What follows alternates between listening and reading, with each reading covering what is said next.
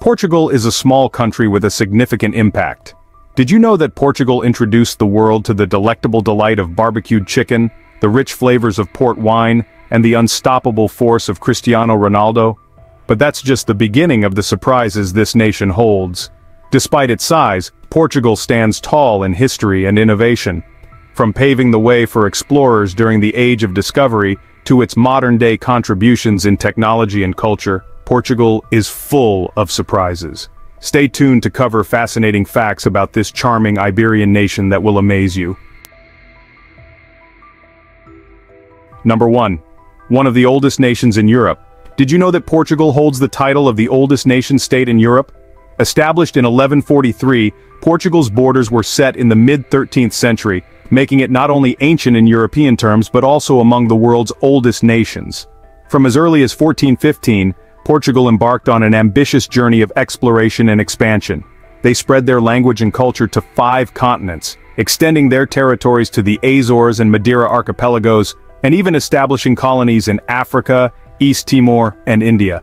In the 18th century, the Marquês de Pombal spearheaded educational reforms, laying the groundwork for a network of public primary schools across the country. However, the turbulent 19th century saw Portugal grappling with economic crises and political instability, hindering further progress in education. Fast forward to the 20th century, where Portugal saw shifts in power from monarchy to dictatorship. António de Oliveira Salazar's regime, lasting until 1974, prioritized control over education, resulting in a lag behind European standards. But change was on the horizon. The Carnation Revolution of 1974 brought an end to dictatorship, paving the way for democracy and educational reform. Today, Portugal stands as a modern democratic state with a strong focus on education and cultural ties.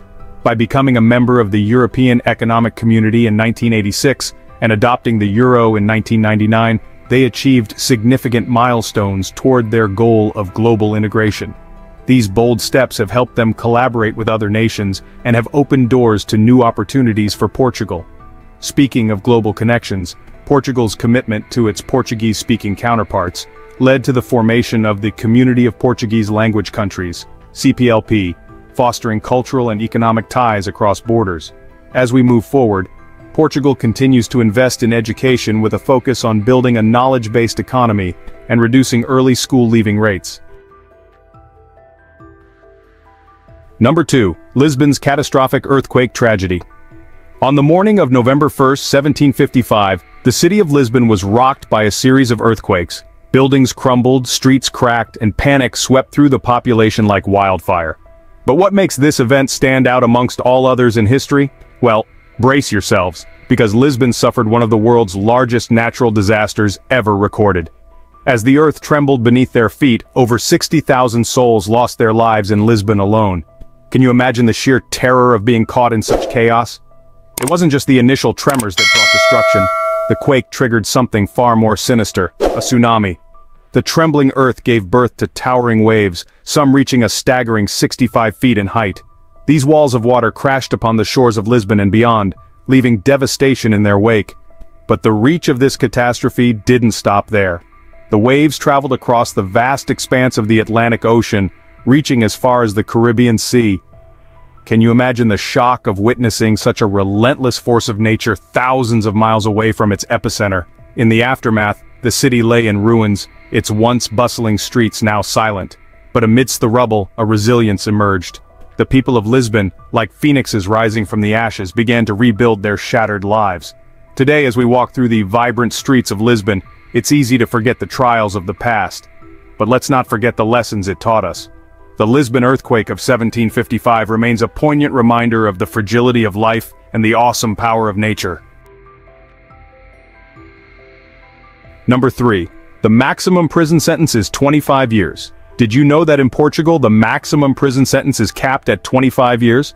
According to the Portuguese Penal Code, no matter the severity of the crime, the longest someone can be imprisoned is a quarter of a century. Now you might be thinking, but what if someone commits multiple serious crimes? Well, even in the case of multiple offenses, such as homicides, the total combined sentence cannot exceed 25 years behind bars. Unlike some countries, Portugal has abolished the death penalty altogether, so you won't find any executions happening here. But why? What's the rationale behind these laws? Well, Portugal places a strong emphasis on rehabilitation and the belief in the potential for individuals to change. Instead of locking people away for life or resorting to capital punishment, the focus is on reforming offenders and reintegrating them into society. It's a fascinating aspect of Portuguese culture and the justice system, wouldn't you agree? It's a testament to the progressive values that shape the country. Number 4. Decriminalization of all drugs. Portugal has made history by becoming the first country in the world to decriminalize all drugs, including heavy hitters like methamphetamine and heroin. But wait, what does decriminalization really mean? Well, it doesn't mean that drugs are suddenly legal and freely available on every street corner. Instead, it means that drug possession for personal use is no longer considered a criminal offense. Picture this. You're caught with a small amount of a controlled substance. Instead of facing jail time, you're now redirected towards treatment and support services. Back in the 90s, Portugal was grappling with a severe drug epidemic and a surge in HIV cases. Traditional approaches to drug control, like harsh penalties and incarceration, were simply not working. The government realized that they needed a radical shift in strategy. By decriminalizing drug use, Portugal aimed to reduce the stigma associated with addiction, encourage people to seek help without fear of legal repercussions, and focus law enforcement efforts on tackling drug trafficking networks. And guess what? It worked. Today, Portugal has some of the lowest drug usage rates in the European Union. Yes, you heard that right. Despite initial skepticism, this innovative approach has proven to be a resounding success. It's not about turning a blind eye to drug use, but rather about treating it as a public health issue, rather than a criminal one. Now, you might be wondering, does this mean Portugal is a free-for-all when it comes to drugs? Absolutely not. Drug trafficking remains a serious criminal offense, and law enforcement agencies continue to crack down on illicit drug networks. It's all about finding the right balance between compassion and accountability. Number 5. First country to abolish slavery. When we think about the history of slavery, Portugal isn't usually the first country that comes to mind. Portugal was actually deeply involved in the transatlantic slave trade, much like Britain and other European powers of the time. However, in 1819, Portugal did something truly remarkable. They abolished slavery. That's a whopping 14 years before Britain. Now, isn't that something? You might be wondering, why did Portugal decide to abolish slavery so early? Well, there were a few factors at play. Firstly, there was growing pressure from other European nations to end the slave trade. Portugal, being a global player, wanted to maintain its reputation and avoid potential conflicts with other powers. Additionally, there were internal movements within Portugal advocating for the abolition of slavery, fueled by moral and ethical considerations. Portugal didn't just stop at abolishing slavery within its own borders, they took it a step further by actively working to suppress the slave trade in their colonies. This meant cracking down on illegal slave ships and actively enforcing anti-slavery laws in regions under Portuguese control. It was a bold move that set Portugal apart from other colonial powers of the time. Number 6. Portugal and Spain once divided up the world. You might have heard the myth that Portugal conquered half the world, but here's the truth. While Portugal and Spain didn't conquer half the world, they did something quite extraordinary. Back in 1494, they signed a significant agreement known as the Treaty of Tordesillas. This treaty, approved by the Vatican, was a big deal. It was like drawing a giant line across the globe, dividing up the navigational and colonial rights between these two seafaring nations. Picture this. Diplomats sitting around a table debating where to draw this line. Eventually, they settled on one approximately along the 25 degrees west meridian, which is roughly smack dab between Cape Verde and Cuba. So, what did this line mean? Well, it was supposed to be like a boundary separating Portugal's sphere of influence from Spain's. Portugal got one side, and Spain got the other. Neat and tidy, right?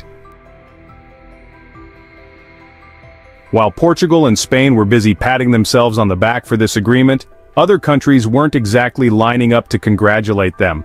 Nope, Countries like England and the Netherlands, notably Protestant nations, basically shrugged and said, "Hey, we'll do our own thing." Yep, while Portugal and Spain were carving up the world on paper, other emerging naval powers were out there doing their own exploring and colonizing. So, while the Treaty of Tordesillas was a big deal for Portugal and Spain, it didn't really mean much to everyone else. Number 7. The longest dictatorship in Europe.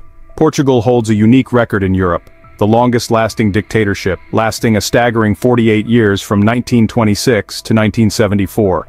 This period was dominated by the rule of Antonio de Oliva Salazar, a figure whose influence shaped the country for decades. Salazar's rule was marked by a staunch nationalistic conservatism, heavily influenced by Catholicism. Under his leadership, Portugal saw the rise of what's known as the Estado Novo, or the new state.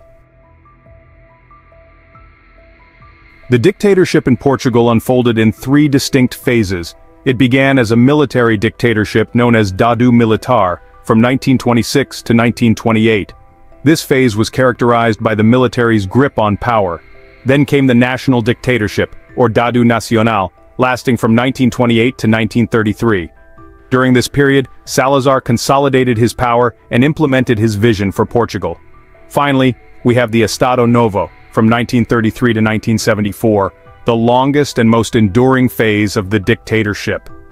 This era saw Portugal under Salazar's iron grip, with strict censorship and limited political freedoms. But as they say, all good, or in this case, not so good things must come to an end, and so it did with a remarkable event known as the Carnation Revolution on April 25, 1974. This peaceful uprising, symbolized by the distribution of carnations among the people and soldiers, marked the end of the dictatorship. Every year on April 25th, Portugal celebrates Freedom Day, or Dia de Liberdade, commemorating the country's transition to democracy. It's a reminder of the resilience of the Portuguese people and their journey towards freedom and democracy.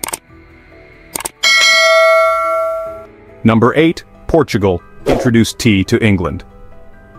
Our story begins in 1662 when Catherine of Braganza, a Portuguese princess, married Charles II of England. Little did the English know they were about to welcome more than just royalty into their lives. Catherine brought with her a beloved beverage from Portugal, tea.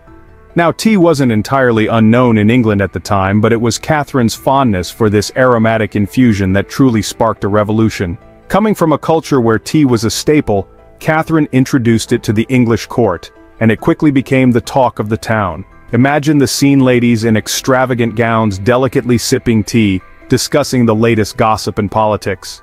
Catherine's influence was undeniable, and soon tea became more than just a beverage. It became a symbol of elegance and sophistication. But Catherine's impact didn't stop there. Her love for tea spread like wildfire, captivating not only the elite but also the common folk. It wasn't long before tea houses popped up across England, offering everyone a taste of this newfound luxury. Number 9. A staggering number of Portuguese live abroad. Did you know that Portugal holds the title for the highest immigration rate in the European Union? Over 2 million Portuguese citizens, which is roughly 20% of the entire population, have decided to call other countries home. That's a massive number, isn't it? But why are so many Portuguese leaving their homeland? Well, it's all about seeking better opportunities. Between 2011 and 2014 alone, nearly 500,000 Portuguese workers waved goodbye to Portugal in pursuit of a brighter future elsewhere. One such destination that has become a significant hub for the Portuguese diaspora is Luxembourg. In 2021, this tiny yet prosperous country hosted close to 100,000 Portuguese residents, which is a whopping 14.5% of Luxembourg's entire population.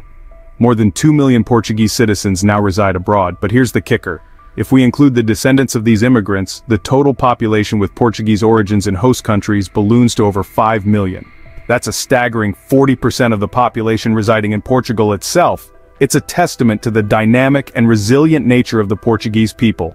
Despite leaving their homeland, they've made their mark around the world, contributing to the rich tapestry of global culture and society. Number 10. Portugal is famous for its tiles. Portuguese tiles, known as azulejos, are not just your average ceramic squares. Oh no, they are an integral part of Portugal's history and culture, dating back to the 13th century. These stunning tiles were first introduced by the Arabs during their invasion, but it wasn't until the time of King D. Manuel I that they truly made their mark. Legend has it that King D. Manuel I was so captivated by the brilliance of Seville's tiles that he imported them to adorn his palace walls, thus igniting Portugal's love affair with azulejos. And boy, did they become popular. Almost every building in Portugal boasts these intricate designs, each telling its own unique story. Now you might be wondering about the striking blue and white combination that dominates Portuguese tiles. Well, during the Age of Discoveries, these colors were all the rage, associated with wealth and power. They became synonymous with Portugal's maritime prowess, influenced by Oriental porcelain and Dutch aesthetics. These tiles became a hallmark of Portuguese architecture, crafted with precision and care. Portuguese tiles undergo a meticulous process from shaping and painting to glazing and baking. Each tile is a work of art in itself. To preserve this rich tradition, Portugal even boasts its own dedicated museum, the National Tile Museum in Lisbon. Initially confined to the interiors of wealthy homes and religious institutions, these tiles eventually found their way onto the facades of buildings, transforming Portugal's urban landscape. Whether adorning a humble abode or a majestic cathedral, each tile tells a story, reflecting the creativity and craftsmanship of its creators. So there you have it, folks. From humble beginnings to intricate masterpieces, these tiles have truly stood the test of time. The next time you find yourself strolling through the streets of Portugal, take a moment to admire the beauty that surrounds you, for behind every tile lies a story waiting to be told. Thanks for watching, and don't forget to hit that like button and subscribe for more content like this. See you in the next video.